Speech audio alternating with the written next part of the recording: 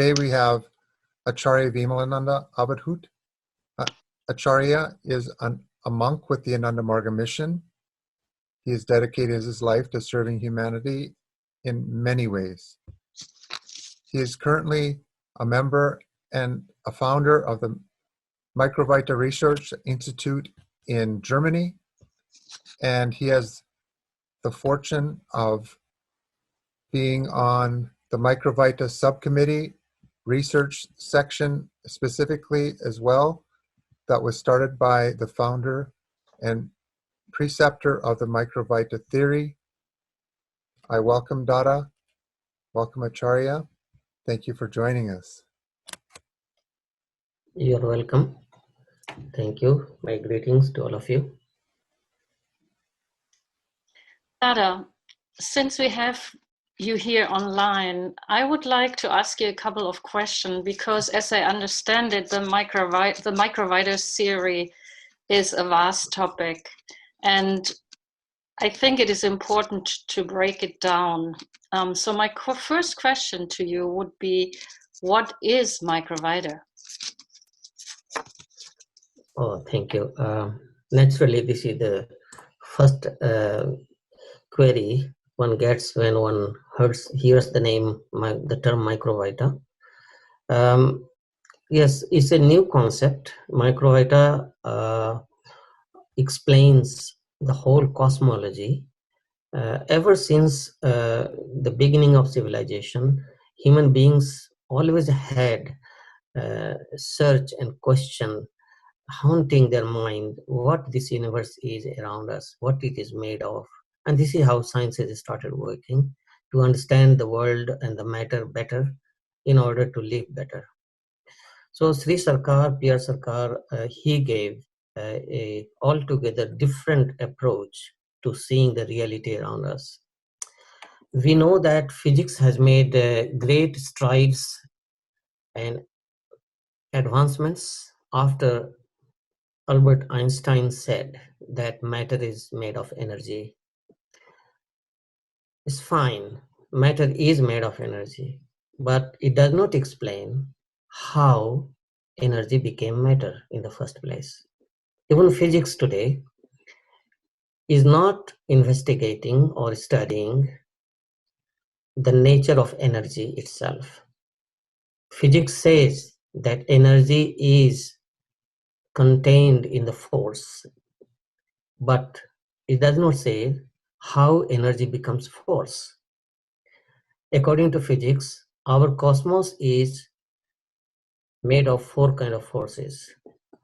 At the cosmic level, macrocosmic level, you have magnetic force and you have gravitational force. But at the atomic state, there you have weak nuclear force and the strong nuclear force. And these four forces at the macrocosmic level and at the atomic level, they operate the whole cosmos. Rather, the whole cosmos is made of these forces. Science knows how much of force has how much of energy, but science does not know or has not yet studied how energy becomes the force in the first place, whether at a macrocosmic level or at atomic level. Sarkar's theory explains that very, very well. According to Sarkar, energy alone or force alone cannot create the cosmos. Number one, energy needs something more to become a force. Otherwise, energy will remain energy and there will be monotony. The whole cosmos will be stand still. So, according to Sarkar, there is one more factor behind the creation of the universe, and that is the controller of the energy. The controller of energy is consciousness. In our daily life also we know. In the morning when you sleep, when you wake up from the sleep, you say, oh, I have no energy. I cannot leave my bed. Why? Every atom has so much energy in our body. Why do we say we have no energy? that very brain which is feeling that there is no energy to start the day, that itself is made of atoms, and these atoms are made of immeasurable energy. But what happens? Why do we say that there is no energy? Because the energy in there has not become a force yet. So we cannot start moving our body because there is no force available. And our consciousness converts that energy into force. Once we get an idea in our mind what to do after waking up 8 o'clock, what I have to do, then you have so much energy and you never get tired till the late night. So we always experience at our individual level that there is something called consciousness that operates the energy, converting into a force for personal use. Likewise, in the cosmos, at the cosmic scale, we have cosmic energy and we have cosmic consciousness. This cosmic consciousness and cosmic energy together, they have created, by their own interplay system, they have created, this together have created this cosmology. Now the question comes, how, according to Sri Sarkar, there is a gradual crudification of consciousness, and when it goes to the limits of crudification, then there is a gradual subtlification of the cosmos. So first we get the elementary particles and the matter, the gross matter, and when it becomes very, very solid and consciousness cannot express itself, then it reverts the process and the consciousness starts taking lead, and there we get mind, structures with mind, like the viruses, like amoeba, bacteria, and gradually evolving we become human beings.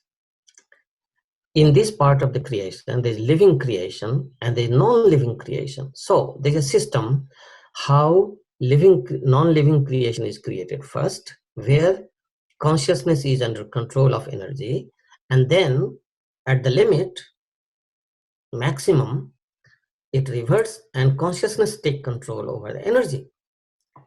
This is the living part of the creation, and that is the non-living part of the creation. Now, there is also a kind of emanation going on to organize this process and keep this process in control. And these special emanations are named microvita. Emanations means consciousness does not go through the process of crudification, systematic crudification or subtlification.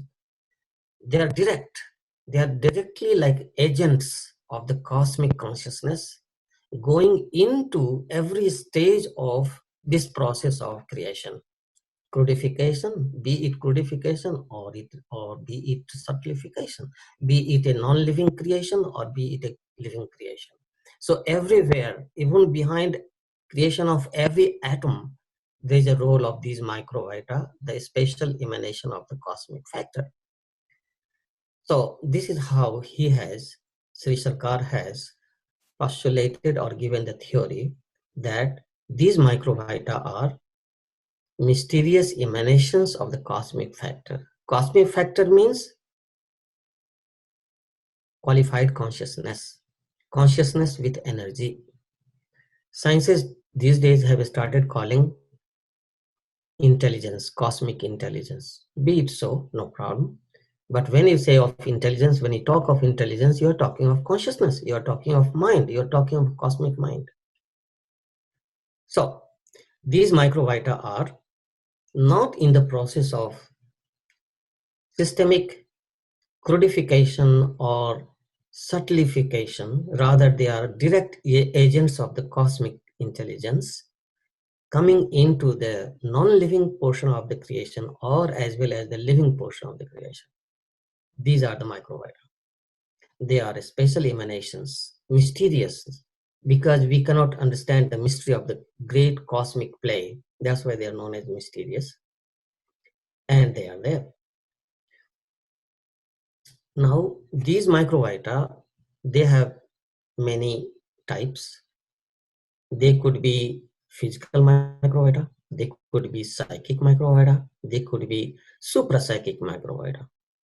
When we come to the psychic microvita and suprapsychic microvita, they are of three categories. They could be positive, they could be negative, or they could be neutral. Usually what we are understanding these days, maybe tomorrow it will change also, that the physical microvita are all neutral microvita. They can become positive or they can become negative as per the situation. But psychic microvita and the suprapsychic microvita, they are positive as well as negative. Positive in the sense, the microvita which promote psychic abilities and suprapsychic abilities, psycho-spiritual abilities, these microvita are positive. And microvita which is pro-matter, they are negative. When you talk of positive and negative here in this context, they are not opposite of each other, rather they complement each other. Like we have mind and body. Our mind is made of positive microvita, our body is made of negative microvita, but they're not opposing each other, they are supporting each other. Likewise, in every structure, the total number of positive microvita and the total number of negative microvita, they will be in harmony. They will be complementing each other. So the negative microvita in any organism is the objective counterpart of the psychic build of that organic structure or the mind of that unitary biological structure. So in this way, you can understand the basic concept behind this microvita. Then there are details. That is a subject of research, and that's what we are doing at the Microvita Research Institute.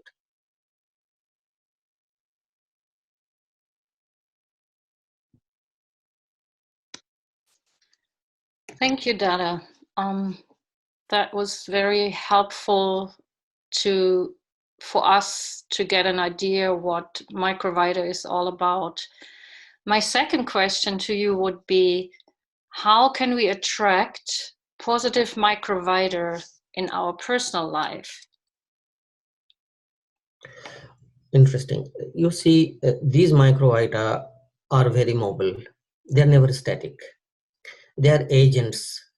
And when you say they are agent, I mean, when Sri Sarkar is saying they are agents of the cosmic factor, agents means they are always at work. So when they are at work, they are mobile. Now, when they're moving, then they must have the medium, how they move, where they move. So they move on inferences like sound waves, light waves, taste, smell, touch. So you might have noticed, for example, suppose somebody is in despair, situation of despair, and he's just thinking or she's thinking the total hopelessness before the person. Now you will notice that a friend comes and pats him or her from behind on her shoulder, and then the person gets a new hope. Simply by touch at the shoulder, a pat, a gentle pat, one gets a lot of new perspective and hope in life. Now, this change from despair to hope by a touch, can it be done by a machine? Of course not. So this touch is transferring some particles of consciousness, ideas from one person to the other person. Suppose there's a debate going on. In that debate, there are so many types of arguments being presented. Then comes the time to vote. And a friend looks into the eyes of the other friend, and they know each other where they are going to vote. Others don't know what they talked. Simply by looking at each other, they already conveyed some message. So you see, with light waves, some message is being transferred from mind to mind. See? So this is how positive microvita and negative microvita help organize things between individuals in their personal life or in the collective life. These positive microvita are pro-psychic.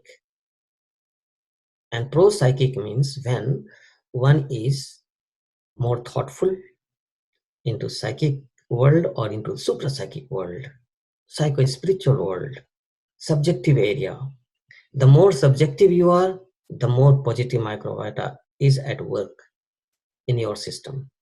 And more materialistic, consumerist mode you are, the more your mind is going into the lower, baser propensities. Eat, drink, and make a mess of life. This kind of propensity. And one becomes very busy in there.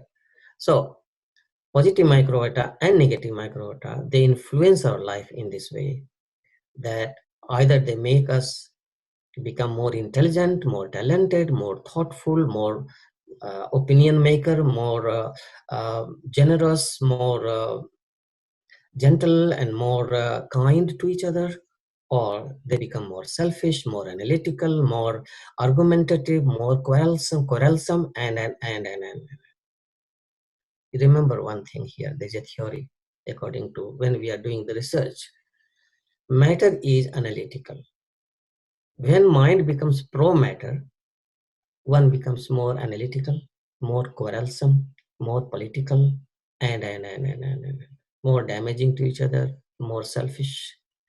And when you are in positive microvita influence, then you become more kind to each other, more understanding amongst each other, more rational, more social, more natural, and like that, more humane. So you see, this is the way they influence our personal life and our collective life too. Thank you, Dada. My last question to you would be, because this is right now very in the forefront of everybody's mind, everybody's trying to find ways to bring a solution to the expansion of the outbreak of the coronavirus. And having that in mind, I would like to ask the question, can Microvita be applied in the medical field? Yes. Definitely these microvita are going to be applied in medical field. Actually, even today they are being applied, but they are being applied not as a science yet. They are always at work, as I told you in the very beginning, that these microvita are the organizers of the world of matter as well as the world of intelligence. They are the ones. They organize all these worlds. They help us organize all these worlds according to our intention, motivation. So even when you take the medicines, chemical medicines per se, even then the negative microvita are at work. In medicine, the science is that negative neutralizes the negative. You see? So a poison, if our system has become poisonous, another poison is given to chemically neutralize the other poison, and you come out of that situation, and then you are built up. Then more medicines are given to help you build up after you are free from the poisons. So, but yes, consciously, knowingly, how much of what kind of microvita we should be administering to the patient for going through that, becoming a battlefield of poison against the poison within the system, yes, but that technology is still time to develop. But the theory is very clear that you can even prevent the diseases from coming. You see, prevention is better than cure has been the old wisdom in the field of medicine. And also we should know that our system has its own way of protecting itself by nature. Not only us, even the plant is doing that. Every animal has got its own protection mechanism. It's by nature, by creation. Every created being has its own defense system inbuilt within the system and outside of the system. Outside of the system, suppose Some animals have got, thorny hairs that becomes like thorn and protect itself from the predators. We have hands and feet, and we run or we fight with our fists and hand and biting and whatever to protect ourselves. But inside also, inbuilt system, immune system is there. So a time will come when we have better handle on this microvita science, then we will be able to help individuals uh, prevent these kind of diseases whenever it comes, and that will be a better kind of medical science then, because those medicines will not be having a havoc to create within my system. But that is a part of the ongoing research, and even now whatever medicine we have, it had a long journey of research and research and research, and we have come thus far. Fine, we are able to uh, find and defeat, identify and defeat the pathogens and the viral presence within the system, bacterial presence in the system, by negating them, by killing them is fine. That's okay, but there will be a way that you don't have to create a lot of chemical reaction within your system to remove one chemical presence or one viral presence within your system. And the best will be that microbiota science will or is working how to create preventive measures. There are already theories developing that how it will be, at what stage it will be possible. That happens with any science, that first you have to have trial and error and again trial and error and theories and new concepts, and we are in that. We have started working on that. So yes, there is a way to use these microbiota in the medical field as well. We have some medicines also. Microbiota medicines are being produced, manufactured in a smaller scale, but yes, they use microbiota concept. Some medicines are made in full moon night, some are made in at sunrise, some are made in middle of night, some are made when the plant are of certain height, some are made when the plants are age old, certain years of age old. Things are there when the microbiota presence within those organic materials, organic plants, and are better developed or having those characteristics developed in them. So things are there, but yes, the answer is yes. Medical use will be there. I hope I have answered your question. Thank you very much, Acharya.